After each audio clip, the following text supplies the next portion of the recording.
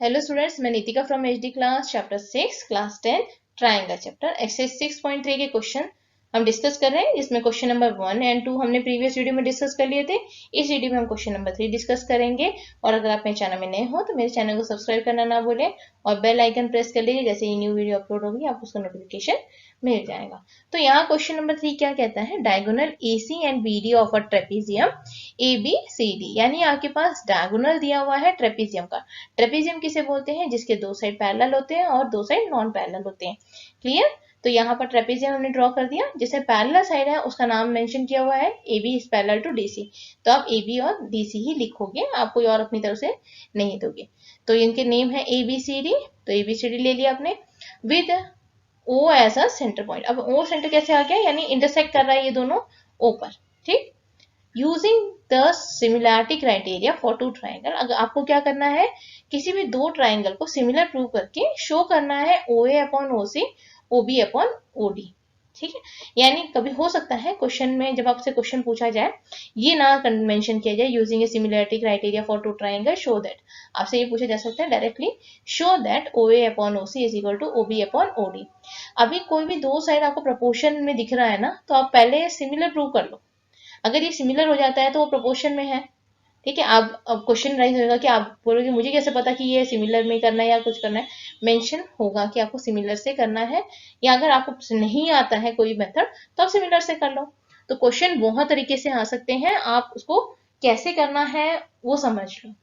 तो यहाँ पर क्या है, आपने दो ट्राइंगल को सिमिलर प्रूव करना है पहले।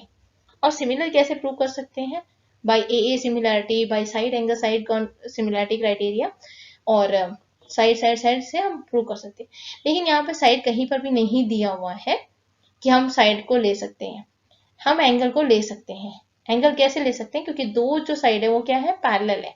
जबकि प्रीवियस क्वेश्चन में जो क्वेश्चन नंबर 2 था उसमें क्या थे, आपको तो दिखा लाइन तो दिख रही थी कि वो पैरेलल है, लेकिन मेंशन नहीं था, तो आप वो पैरेलल को कॉन्सेप्ट को यूज नहीं कर सकते थे। लेकिन यहाँ पर आपको क्या है, पैरेलल दिया गया है कि ये दो लाइन जो है वो क्या है, पैरेलल है। अब जब दो लाइन मेरे पास पैरेलल है तो मैं उसे यूज करूंगी ना, कैसे, ये दोनों पैरेलल है। और यहाँ पर ये जो है, ये जो लाइन आपका जो दिख रहा है BD, ये एक तरह का क्या है, ट्रांसवर्सल लाइन है।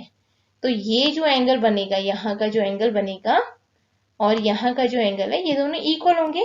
अब ये इक्वल क्यों हो जाएंगे, ऑल्टरनेट इंटीरियर एंगल। सिमिलरली ये जो साइड इसका जो एंगल बनेगा, ये भी आपका क्या हो जाएगा, ऑल्टरनेट इंटीरियर एंगल। ठीक है।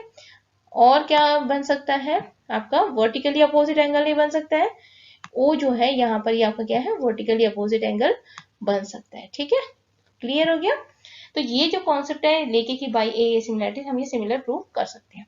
तो सबसे पहला जो आपका काम होगा वो है गिवन लिखो, क्योंकि जब तक आप गिवन नहीं लिखोगे और टू प्रूव नहीं लिखोगे आपके आधे मार्क्स वैसे ही कट जाएंगे। तो लिख लो, और फ्री में आपको मिल रहे हैं नंबर, तो आप उसे क्यों नहीं यूज करोगे। तो पहला आपने क्या करना है, गिवन लिखना है। अब गिवन कहाँ से लिखोगे, क्वेश्चन से लिखोगे, जो क्वेश्चन आपको दिया ही जाएगा। Diagonal AC and BD of a trapezium ABCD, यहाँ पर दिया हुआ है ना, वहीं लिख दो सीधा। AB parallel to DC intersect each other at point O। अगर आपको कुछ भी नहीं समझ आता ना, तो जो क्वेश्चन है वही लिख दो। ठीक। To prove OA upon OC is equal to OB upon OD, आप प्रूव करना है। प्रूव करने के लिए आपको क्या लेना पड़ेगा, in triangle DOC and BOA। यहाँ पर कौन सा दो ट्राइंगल लिया हमने, DOC, ये वाला एक ट्राइंगल ले लिया, और एक ये वाला हमने ट्राइंगल ले लिया। ठीक है। अब एंगल कौन सा इक्वल है, हमने अल्टरनेट इंटीरियर एंगल करा था, OAB या CDO, CDO। ठीक है, यहाँ पर हम मार्क कर देते हैं CDO। ये वाला जो एंगल है ये ABO के बराबर है, B सेंटर में आना चाहिए। ठीक है, ध्यान रखना ये। अब जो जो मैं बता रही हूँ वो बड़े ध्यान से सुनना कि ABO, ये B है तो B सेंटर में लिखोगे आप। ठीक। OCD अगर आपने लिया है तो आप OCD लोगे। ठीक है, यानी है यहाँ पे OCD is equal to BAO। Clear, ये वाला एंगल। ठीक, alternate interior angle. BAOB is equal to DOC, centre में आया O, दोनों में आया O। ठीक है, वर्टिकली अपोजिट एंगल। अब आप ये बोलोगे ये तो हमें पता है, ये इसलिए बता रही हूँ क्योंकि जो एंगल करस्पॉन्ड करता है दूसरे एंगल में, जब हम सिमिलरिटी लिखेंगे उसको उसका पैटर्न भी सेम होगा। कैसे पैटर्न सेम होगा, जैसे यहाँ पर देखो DOC similar to angle BOB, DOA, यहाँ पर DOC, तीनों जो है वो सेंटर के हैं, तीनों सेंटर के आपने लिख लिया। अगर D के साथ में B है ना, तो B आपने पहले लिखा, अगर यहाँ D है तो B उसके साथ है। ठीक है, क्लियर हो रहा है आपको? यानी यहाँ पर मैंने अगर D लिखा है तो यहाँ पर मैंने क्या लिखा है, B लिखा है। क्यों? क्योंकि हमने ऑलरेडी क्या लिखा था, ये D के साथ में, ये B सेंटर में, O के साथ में O है, तो आपने क्या लिखा यहाँ पर O, और यहाँ पर भी आपको O लिखना है। ठीक है, यहाँ पर C है, यहाँ पर भी आपका C है, और यहाँ पर आपका क्या है, A है, तो आप A लिखोगे। ये आपको कोई नहीं बताता है, लेकिन अगर इसी तरीके से लिखोगे तो इसके बाद आप ये जो लिखोगे ना, ये जो आपने उसका जो साइड है, जो प्रपोर्शन में लिखना है ना, वो बिना सोचे समझे आप लिख सकते हो। कैसे लिख सकते हो आप? ये जो पहला दो लाइन है, जैसे DO है, DO अपॉन BO ले लिया आपने, DO अगर ऊपर रखा है तो BO आपने डिनोमिनेटर में रख दिया। फिर OC आपने अगर ले लिया है तो उसके नीचे डिनोमिनेटर में OA लिख दो।